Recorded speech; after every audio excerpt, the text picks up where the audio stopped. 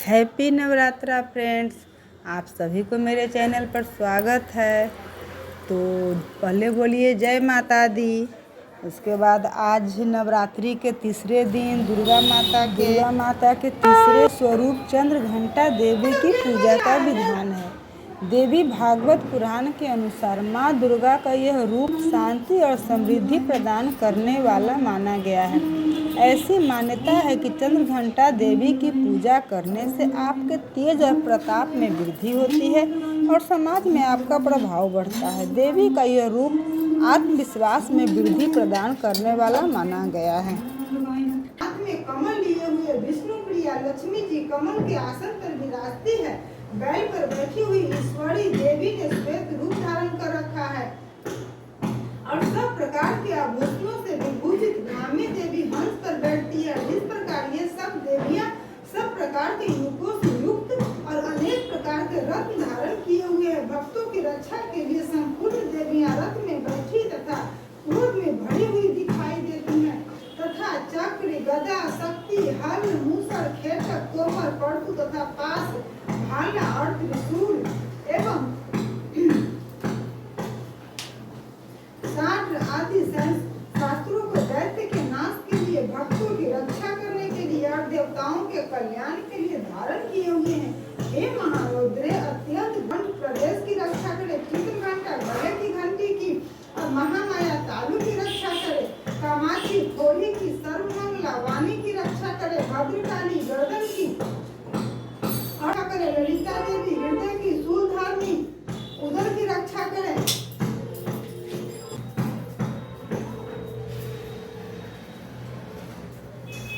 संध्याओं को श्रद्धा के साथ इसका पठन पाठन करता है, वह काल मृत्यु से रहित होकर 100 वर्षों तक जीवित रहता है।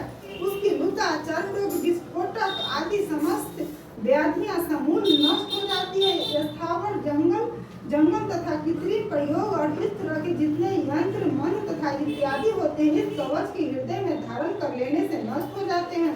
इसके अतिरिक्त पृथ्वी पर विचरने वाले भूचर नभचर जलचर प्राणी उपदेश मात्र से सिद्ध होने वाले निम्न कोटि के देवता, जन्म के साथ प्रकट होने वाले देवता, कुल देवता, कंठमाला आदि डाकनी शाकनी, अंतरिक्ष में विचरने वाली अत्यंत बलवती नानक डाकनियां, ग्रह भूत यक्ष गंधर्व राक्षस ब्रह्म राक्षस दैताल कुष्मान और भैरव आदि अनिष्ट कारक देवता भी इस मनुष्य को जिसने कि अपने हृदय में यह कवच धारण किया हुआ है देखते ही भाग जाते हैं। इस कवच के धारण करने से मान और तेज बढ़ता है। जो मनुष्य इस कवच का पाठ करके उसके पश्चात सप्तशती चंडी का पाठ करता है उसका यश जगत में विख्यात होता है और जब तक वन पर्वत और कान आदि से इस भूमंडल पर स्थित है तब तक उसकी पुत्र पौत्र आदि संतान परंपरा बनी रहती है। फिर देहांत होने पर ऐसा मनुष्य परम पद को प्राप्त होता है जो देवताओं के लिए भी कठिन है और अंत में सुंदर रूप को धारण करके भगवान शंकर के साथ आनंद करता हुआ परम मोक्ष को प्राप्त होता है।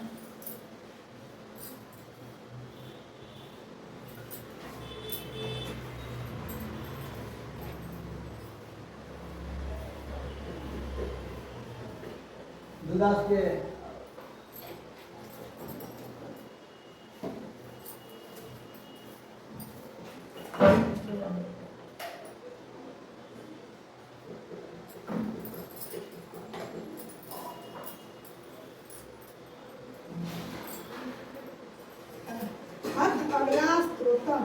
मार्कंडेय जी कहते हैं, जयंती मंगला काली भद्रकाली कपालिनी दुर्गा क्षमा शिवा धात्री स्वाहा और स्वधा इन नामों से प्रसिद्ध देवी तुम्हें मैं नमस्कार करता हूँ।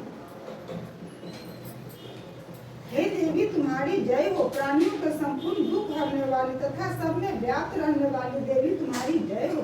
काल रात्रि तुम्हें नमस्कार है। मधु और कैटव दैत्य का वध करने वाली ब्रह्मा को वरदान देने वाली देवी तुम्हें नमस्कार है। तुम मुझे रूप दो, जय दो, यश दो और काम क्रोध आदि शत्रुओं का नाश करो। महिषासुर का नाश करने वाली तथा भक्तों को सुख को देने वाली देवी तुम्हें नमस्कार है। तुम मुझे सुंदर स्वरूप को विजय को मेरे शत्रुओं को नष्ट करो। हे रक्त बीज का वध करने वाली, हे चंडमुंड को नाश करने वाली, तुम मुझे रूप दो, जय दो, यश दो और काम क्रोध आदि शत्रुओं का नाश करो। हे शुंभ निशुंभ और धूम्राक्ष राक्षस का मर्दन करने वाली देवी मुझको स्वरूप शत्रुओं का नाश करो। हे पूजित युगल चरणों वाली देवी, हे संपूर्ण सौभाग्य प्रदान करने वाली देवी, तू मुझे रूप दो, जय दो, यश दो और मेरे काम क्रोध आदि शत्रुओं का नाश करो। हे देवी, तुम्हारे चरण रूप अमित है, तुम सब शत्रुओं का नाश करने वाली हो। मुझे रूप, जय, यश दो और काम क्रोध आदि शत्रुओं का नाश करो। पापों को दूर करने वाली चंडी के इस संसार में जो भक्त तुम्हारा पूजन करते हैं, उनको तुम रूप दो, जय दो, यश दो और शत्रुओं का नाश करो। रोगों को नाश करने वाली चंडी के जो भक्ति पूर्वक तुम्हारी पूजा करते हैं, उन्हें रूप दो, जय दो, यश दो और उनके काम क्रोध आदि शत्रुओं का नाश करो। हे चंडी के इस संसार में जो भक्ति से तुम्हारी पूजा करते हैं, उनको तुम रूप, विजय और यश दो तथा उनके शत्रुओं का नाश करो। हे देवी, मुझे सौभाग्य दो और आरोग्य दो, परम सुख दो, रूप दो, जय दो, यश दो, मेरे काम क्रोध आदि शत्रुओं को नष्ट करो। हे देवी, जो मुझसे बैर रखते हैं उसका नाश करो और मुझे अधिक बल प्रदान का रूप, जय, यश दो, मेरे शत्रुओं का संहार करो। हे देवी, मेरा कल्याण करो और मुझे उत्तम संपत्ति प्रदान करो। रूप, जय, यश और काम क्रोध आदि शत्रुओं का नाश करो। हे देवता तथा राक्षसों को मुकुट रत्नों से स्पर्श किए हुए चरणों वाली देवी, हे अंबिके, मुझे स्वरूप दो, विजय तथा यश दो और मेरे शत्रुओं का नाश करो। और हे देवी, अपने भक्तों के विद्यान, कीर्तिमान और लक्ष्मीवान बनाओ और उन्हें रूप दो, जय दो, यश दो और उनके शत्रुओं का नाश करो। हे प्रचंड दैत्यों के अभिमान का नाश करने वाली चंडिके, मुझे शरणागत को रूप दो, जय दो, यश दो और मेरे शत्रुओं का नाश करो। हे चार भुजाओं वाली, हे ब्रह्मा द्वारा प्रशंसित परमेश्वरी, मुझे रूप, जय, यश दो और मेरे शत्रुओं का नाश करो। निरंतर भक्ति से भगवान विष्णु की सदा स्तुति की हुई, हे अंबिके, मुझे रूप, यश, जय दो, मेरे शत्रुओं का नाश करो। हिमाचल कन्या पार्वती के भगवान शंकर से स्तुति की हुई, हे परमेश्वरी, मुझे रूप, जय, यश दो और मेरे शत्रुओं का नाश करो। इंद्राणी के पति इंद्र के द्वारा सद्भाव से पूजित होने वाली परमेश्वरी, मुझे तुम रूप दो, जय दो, यश दो और मेरे काम क्रोध आदि शत्रुओं को नष्ट करो। प्रचंड भुजन के दैत्यों के घमंड को नष्ट करने वाली, मुझे रूप दो, जय दो, यश दो, मेरे शत्रुओं का नाश करो। हे देवी, तुम अपने भक्तों को सदा असीम आनंद देती हो। मुझे रूप, जय, यश, मेरे काम क्रोध आदि शत्रुओं को नष्ट करो। हे देवी, मेरी इच्छा अनुसार चलने वाली सुंदर स्त्री मुझे प्रदान करो, जो कि संसार सागर से तारने वाली उत्तम कुल में उत्पन्न हुई हो। जो मनुष्य पहले इस स्त्रोत का पाठ करता है और फिर सप्तशती रूपी महास्त्रोत का पाठ करता है, वह सप्तशती संख्या के समान श्रेष्ठ फल को प्राप्त होता है और उसके साथ उसे प्रचुर धन भी प्राप्त होता है।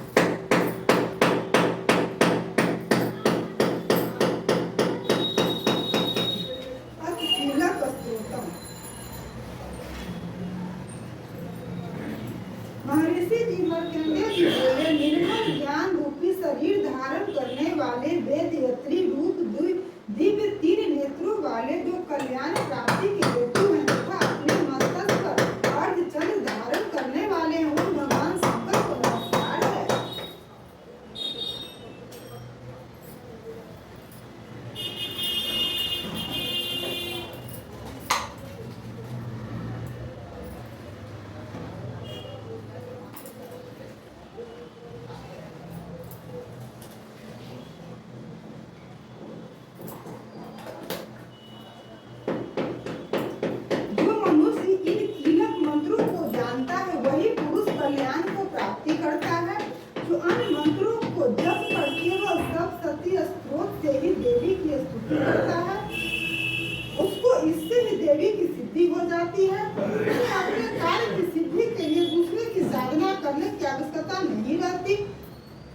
बिना जप के उनके उच्चाटन आदि सब काम सिद्ध हो जाते हैं। लोगों के मन में शंका थी कि केवल सप्तशती की उपासना से अथवा सप्तशती को छोड़कर अन्य मंत्रों की उपासना से भी समान रूप से सब कार्य सिद्ध हो जाते हैं, तब इनमें कौन सा श्रेष्ठ साधन है? लोगों की संख्या को ध्यान में रखकर भगवान शंकर ने अपने पास आए हुए जिज्ञासुओं को समझाया कि सप्तशती नामक संपूर्ण स्त्रोत ही कल्याण को देने वाला है। इसके पश्चात भगवान शंकर ने चंडिका के सप्तशती नामक स्त्रोत को गुप्त कर दिया। अतः मनुष्य इसको बड़े पुण्य से प्राप्त करता है। जो मनुष्य को नमस्कार है, उनको नमस्कार है, उनको नमस्कार है। जो देवी सब प्राणियों दया रूप से स्थित है, उनको नमस्कार है, उनको नमस्कार है, उनको नमस्कार है। जो देवी सब प्राणियों में दृष्टि रूप से स्थित है, उसको नमस्कार है, उनको नमस्कार है, उनको नमस्कार है। जो देवी संपूर्ण प्राणियों में मातृ रूप से स्थित है, उनको नमस्कार है, उनको नमस्कार है, उनको नमस्कार है। जो देवी संपूर्ण प्राणियों में भ्रांति रूप से स्थित है, उनको नमस्कार है, उनको नमस्कार है, उनको नमस्कार है। जो देवी समस्त जीवों की इंद्रियों की स्वामिनी है, वह संपूर्ण प्राणियों में नित्य व्याप्त रहती है, उनको नमस्कार है। जो देवी चैतन्य रूप से संपूर्ण संसार को व्याप्त करके स्थित है, उनको नमस्कार है, उनको नमस्कार है, उनको नमस्कार है। पूर्व काल में देवताओं ने अपने अभीष्ट फल पाने के लिए जिसकी स्तुति की है और देवराज इंद्र ने बहुत दिनों तक जिसका सेवन किया है, वह कल्याण की साधना भूता ईश्वरी हमारा कल्याण और मंगल करे तथा सारी विपत्तियों को नष्ट कर डाले। असुरों को सताए हुए हम संपूर्ण देवता और परमेश्वरी को इस समय नमस्कार करते हैं तथा जो भक्ति पूर्वक स्मरण किए जाने पर तुरंत ही सब विपत्तियों को नष्ट कर देती है, वह जगदम्बा इस समय भी हमारा मंगल करके हमारी समस्त विपत्तियों को दूर करे। महर्षि मेधा ने कहा, हे राजन, इस प्रकार जब देवता स्तुति कर रहे थे तो उसी समय पार्वती देवी गंगा में स्नान करने के लिए आई। तब उनके शरीर से प्रकट होकर शिवा देवी बोली, शुंभ दैत्य के द्वारा स्वर्ग से निकाले हुए और निशुंभ से हारे हुए ये देवता मेरी ही स्तुति कर रहे हैं। पार्वती के शरीर से अंबिका निकली थी, इसलिए उनको संपूर्ण लोकों में कौशिकी कहते हैं। कौशिकी के प्रकट होने के पश्चात पार्वती देवी के शरीर का रंग काला हो गया और वह हिमालय पर रहने वाली कालिका देवी के रूप के नाम से प्रसिद्ध हुई। वही फिर शुंभ और निशुंभ के दूत चंड मुंड वहां आए और उन्होंने परम मनोहर रूप वाली अंबिका देवी को देखा। फिर से शुंभ के पास जाकर बोले, महाराज, एक अत्यंत सुंदर स्त्री हिमालय को प्रकाशित कर रही है, वैसा रंग आज तक हमने किसी स्त्री में नहीं देखा। हे असुरेश्वर, आप यह पता लगाएं कि वह कौन है, अब उसको ग्रहण कर लें। वह स्त्रियों में रत्न है, वह अपनी कांति में दसों दिशाओं को प्रकाशित करती हुई वहां स्थित है, इसलिए आपको उसका देखना उचित है। हे प्रभु, तीनों लोगों के हाथी, घोड़े और मणि इत्यादि जितने रत्न हैं, सब इस समय आपके घर में शोभायान है। हाथियों में रत्न रूप ऐरावत हाथी, उच्च श्रवा नामक घोड़ा तो आप इनसे ले आए हैं। हंसों द्वारा जुटा हुआ विमान जो कि ब्रह्मा जी के पास था, आपके पास है। और यह महापद नामक खजाना आपने कुबेर से छीना है। समुद्र ने आपको सदा खिले हुए फूलों की किंजंती नामक माला दी है। वरुण तथा कंचन की वर्षा करने वाले छत्र आपके पास है। रथों में श्रेष्ठ प्रजापति का रथ भी आपके पास ही है। हे दैत्येंद्र, मृत्यु से उत्क्रांतिदा नामक शक्ति भी आपने छीन ली है। वरुण का पास भी आपके भ्राता निशुंभ के पास ही है। समुद्र में पैदा होने वाले सब प्रकार के रथ भी आपके पास भ्राता निशुंभ के अधिकार में है। जो अग्नि में न जल सके ऐसे दो वस्त्र भी अग्निदेव ने आपको दिए हैं। हे दैत्यराज, इस प्रकार सारी रत्न रूपी वस्तुएं आप संग्रह कर चुके हैं, तो फिर आप यह कल्याणमयी स्त्रियों में रत्न रूप अनुपम स्त्री आप क्यों नहीं ग्रहण करते? महर्षि मेधा बोले, चंड मुंड का यह वचन सुनकर शुंभ ने विचारा कि सुग्रीव को अपना दूत बनाकर देवी के पास भेजा जाए। प्रथम उसको सब कुछ समझा दिया कि कहा कि वहां जाकर तुम उसको अच्छी तरह से समझाना और ऐसा उपाय करना जिससे वो प्रसन्न होकर तुरंत मेरे पास चली आए। भली प्रकार समझाकर कहना। दूत सुग्रीव पर्वत के उस रमणीय भाग में पहुंचे जहाँ देवी रहती थी। दूत ने कहा, हे देवी, दैत्यों के राजा शुंभ जो इस समय तीनों लोकों का स्वामी है, मैं उसका दूत हूँ और यहाँ आपके पास आया हूँ। संपूर्ण देवता उसकी आज्ञा का एक स्वर से मानते हैं। अब जो कुछ उनसे कहला भेजे हैं वह सुने। उसने कहा है, इस समय संपूर्ण त्रिलोक मेरे बस में है और संपूर्ण योगों के भाग को पृथक पृथक मैं ही लेता हूँ। तीनों लोकों में जितने श्रेष्ठ रत्न है वो सब मेरे पास है। देवराज इंद्र का वाहन ऐरावत मेरे पास है, जो मैंने उनसे छीन लिया है। उच्च श्रवा नाम का घोड़ा जो क्षीर सागर के मंथन करने से पकड़ हुआ था, उस देवताओं ने मुझे समर्पित किया है। हे सुंदरी, इनके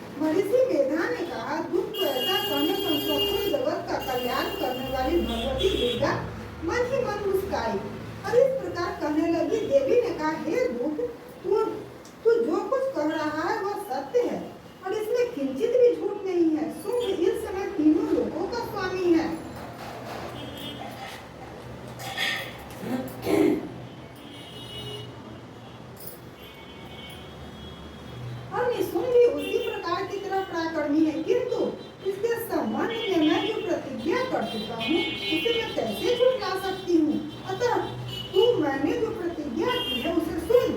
जो मुझे युद्ध में जीत लेगा और मेरे अभिमान को खंडित करेगा तथा बल में मेरे समान होगा, वही मेरा स्वामी होगा। इसलिए शुभ अथवा महाकर्मी निशुम्भ यहाँ आवे और युद्ध में जीत कर मुझसे विवाह कर ले। इसमें भला देर की क्या आवश्यकता है। दूत ने कहा, हे देवी, तो अभिमान में भरी हुई हो, मेरे सामने तुम ऐसी बात ना करो। उस त्रिलोकी में मुझे तो ऐसा कोई दिखाई नहीं देता कि शुंभ निशुंभ के सामने ठहर सके। हे देवी, जब अन्य देवताओं में से कोई शुंभ या निशुंभ के सामने युद्ध में ठहर नहीं सकते, तो फिर तुम जैसी स्त्री उनके सामने रणभूमि में ठहर सकोगी।